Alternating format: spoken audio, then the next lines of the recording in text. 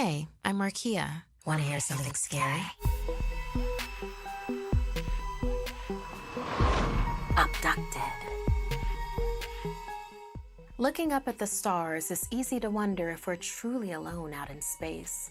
If there's life out there, and if there is, why hasn't it made its presence known? Or maybe it has, and it's your turn next. Your turn to be at their mercy. In a way, spooky campfire stories can be comforting.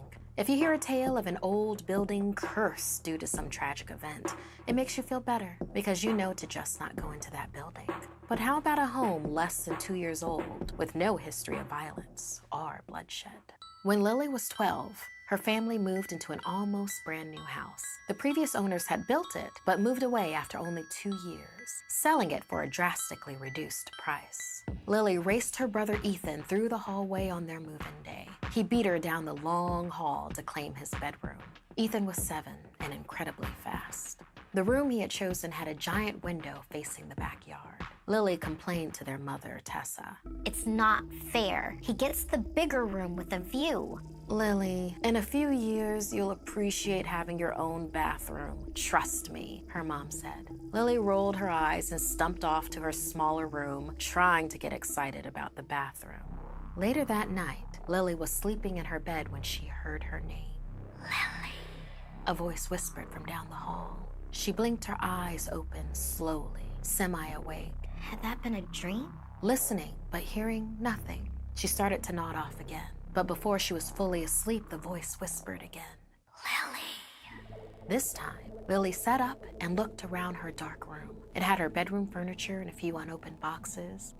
Lily, the tiny voice pleaded. Lily grabbed her stuffed dog toy and quietly opened her bedroom door, moving down the hall towards the voice. The hall was dark. Lily flipped on the light. There was a popping sound, and the bulb went black, leaving her in a darkness so deep she could barely see her own hand. Scared but determined, Lily made her way down the hall.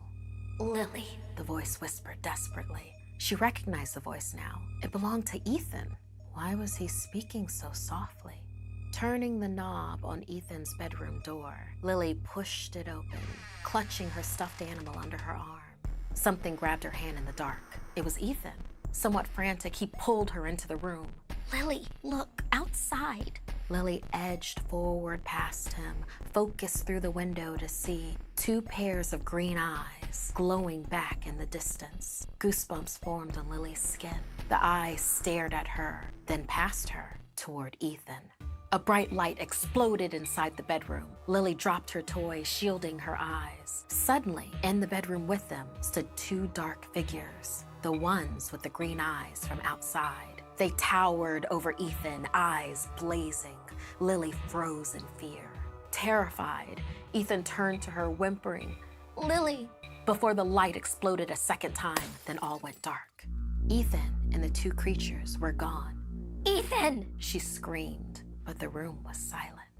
Running to their parents' bedroom, Lily burst inside. Sobbing, she told them what happened. They ran into Ethan's bedroom, but all trace of him and those haunting green eyes were nowhere to be found.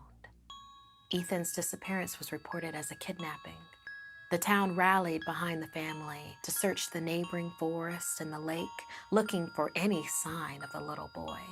But days turned into weeks, and it became all too clear that he was just gone. The family was devastated and immediately put the house up for sale. On their last night in the house, Lily startled awake at midnight, feeling herself drawn to her brother's bedroom. Again, she walked down the hall, flipping the light. It popped, leaving the hallway in darkness as she slowly opened Ethan's door. There, standing in the middle of the bedroom, was Ethan. In the moonlight, he looked much older than when she'd last seen him. She ran to him and wrapped him in a hug. Lily, he said, collapsing in her arms. The family was determined to leave the dark memory of Ethan's disappearance behind them and move to another town far away. But Ethan was never the same. The little boy who had whined at doing even the tiniest household chore now washed the dirty dishes, took out the trash, made his bed every day first thing in the morning, all without being asked. Their parents would joke that it was like he wasn't even really Ethan anymore.